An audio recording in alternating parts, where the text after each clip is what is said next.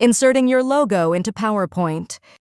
Click on the Insert tab, choose Pictures, browse for your logo file, and hit Insert. Your logo is now part of your slide, using the Set Transparent Color feature. First, double-click your uploaded logo to activate the Picture Tools Format tab. Locate the Adjust group, click on Color, and then select Set Transparent Color. Your cursor morphs into a pen-like icon. Use it to click on the color in your logo you'd like to vanish.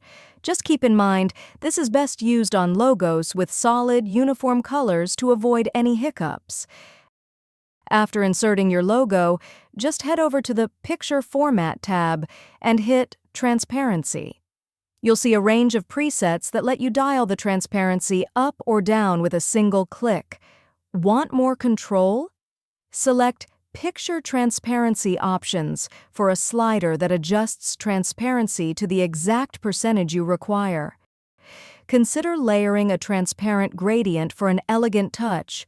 First, draw a shape over your logo using Insert and Shapes.